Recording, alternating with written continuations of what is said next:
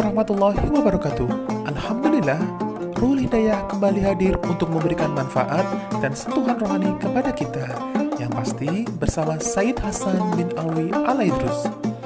Dan kami juga menyediakan madu asli Al-Ijabah, yang dimana kita jamin keaslian dan kemurniannya.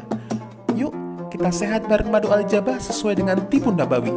Dan yang pasti semoga video kali ini bisa bermanfaat untuk teman-teman semua. Terima kasih. Wassalamualaikum warahmatullahi wabarakatuh. Assalamualaikum warahmatullahi wabarakatuh. Alhamdulillahirabbil alamin. Wa bihi nasta'in ala umuri dunya waddin. Wa sallallahu wasallam ala sayyidil mursalin wa ala alihi washabihi ajmain. Amma ba'du, ikhwani rahimakumullah. Pada pertemuan yang lalu kita telah menyelesaikan tentang rintangan yang kedua, yaitu adalah rintangan taubat. Semoga taubat kita dijadikan taubatan nasuha dan dihapuskan seluruh dosa kita. Amin Allahumma amin. Pada kesempatan kali ini kita akan melanjutkan kepada rintangan yang ketiga, yaitu adalah rintangan penghalang. Karena setiap orang yang berjalan menuju kepada Allah Subhanahu wa taala pasti ada penghalangnya. Apa saja yang akan menghalangi orang ketika dia berjalan menuju kepada Allah Subhanahu wa taala? Nah, di sini disebutkan bahwasanya penghalang tersebut ada 4. Yang pertama adalah dunia, yang kedua adalah manusia, yang ketiga adalah setan, dan yang keempat adalah hawa nafsu. Kita akan bahas satu persatu dan cara melewati rintangan tersebut. Maka kita di sini akan membahas rintangan yang pertama.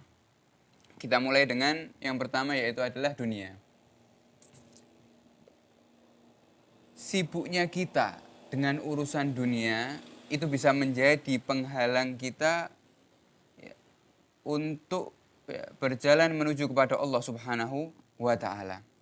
Maka cara satu-satunya yaitu adalah dengan tidak membiarkan hati kita dikuasai oleh dunia, atau memerangi dunia melewati hati kita.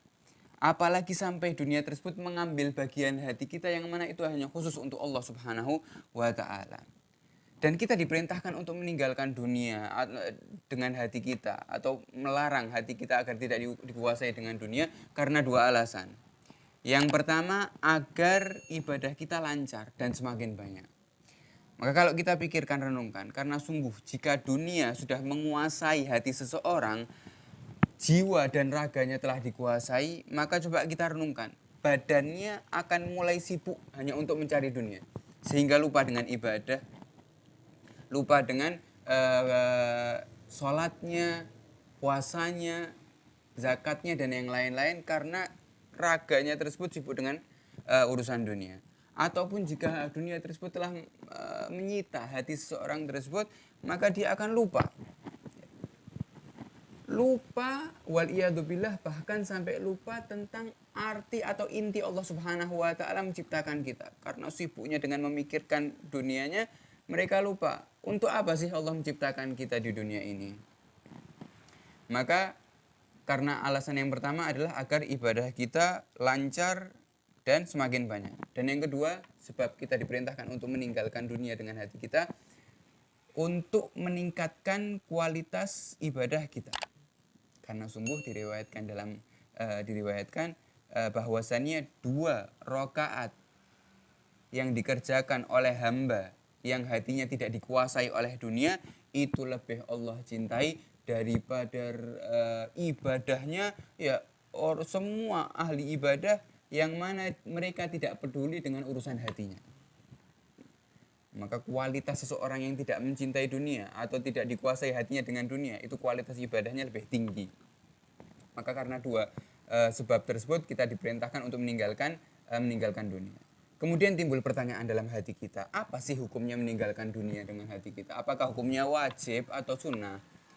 Hukumnya tidak mencintai dunia, apakah hukumnya wajib atau sunnah? Maka di sini dijawab bahwasanya jika dunia tersebut haram, harta tersebut harta yang haram, pangkat tersebut pangkat yang haram, maka meninggalkannya hukumnya wajib.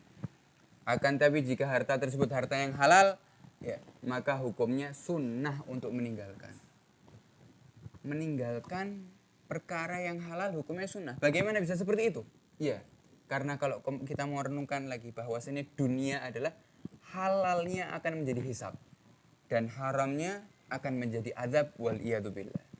Semakin banyak kita mengumpulkan harta yang halal, maka semakin banyak hisab kita. Akan tapi jika kita mengumpulkan harta yang haram, maka wal iyadzubillah azabnya juga semakin banyak. Maka agar bisa lebih dipahami, kita akan menjelaskan bagaimana sih para ulama, para orang-orang yang soleh bisa melihat atau memandang dunia dengan pandangan yang remeh atau pandangan yang tidak menyukai dunia tersebut. Bagaimana sih sudut pandang para ulama atau para orang-orang yang soleh ketika memandang dunia? Maka di sini dijelaskan, dipermisalkan oleh para ulama bahwasannya mereka para ulama melihat dunia itu seperti ada seseorang penjual roti. Ketika orang tersebut membuat roti dengan menghiasi roti tersebut seakan-akan terlihat lezat sekali dan aromanya sangat wangi, menggugah selera.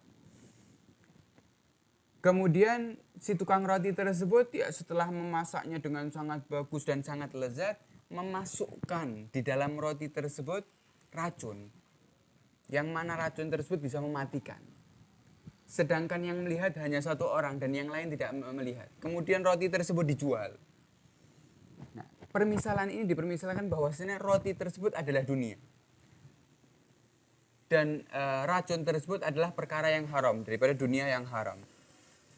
Kemudian orang yang mengetahui bahwasannya si penjual roti tersebut telah meletakkan racun adalah para orang-orang yang soleh. Kita lihat orang yang telah mengetahui bahwasannya dalam roti tersebut ada racun. Kira-kira apakah dia mau membeli roti tersebut? Jelas tidak mau. Walaupun roti tersebut diberikan diskon harganya, tidak akan mau. Walaupun diberikan cuma-cuma juga tidak akan mau. Kenapa? Karena tahu bahayanya. Sedangkan orang yang tidak mengetahui bahaya tersebut akan mengambil roti tersebut dan membayarnya dengan harga yang mahal dan memakannya. Waliyadzubillah akan terkena malapetaka. Begitu juga pandangan para ulama dengan dunia yang haram. Mereka melihat dunia ini sebagian dunia harta yang haram, mereka tinggalkan dengan sangat takut. Karena apa? Karena itu adalah membahayakan. Walaupun tampaknya lezat, walaupun tampaknya nikmat, akan tapi karena para ulama mengetahui hakikatnya adalah racun yang mematikan, maka mereka tinggalkan. Ini pandangan para ulama ketika melihat dunia yang haram. Maka kita akan bahas lagi pandangan para ulama ketika melihat dunia yang halal. Bagaimana? Mereka sama seperti penjual roti tersebut, akan tapi yang dimasukkan bukan racun, yang dimasukkan adalah air liur daripada penjual tersebut. Bagaimana kita ketika mengetahui bahwasanya ada di dalam roti tersebut telah dimasukkan air liur penjual tersebut? Kita akan merasa jijik. Begitu juga para ulama mengetahui halal hukumnya, halal jelas. Air liurnya suci. Begitu juga dunia hukumnya apa? Halal, hukumnya halal. Akan tapi kenapa kok meninggalkan? Karena jijik. Kenapa? Akan mendapatkan hisab di sana. Akan tapi orang yang tidak memandang seperti pandangannya para ulama di dalam memandang dunia, maka akan memakan daripada roti tersebut dengan isinya, dan juga waliyadzubillah jika ada yang memakan daripada barang haram seakan-akan memakan racun tersebut. Ya. Maka ini adalah ya pandangan para ulama di dalam melihat dunia. Semoga bisa membantu kita untuk melewati dalam rintangan yang pertama, yaitu adalah rintangan dunia. Insya Allah pertemuan yang akan datang ya kita akan membahas penghalang yang kedua, yaitu adalah makhluk atau manusia. Semoga Allah Subhanahu wa taala menjadikan ilmu kita ilmu bermanfaat di dunia dan di akhirat. Amin Allahumma amin. Wassalamualaikum warahmatullahi wabarakatuh.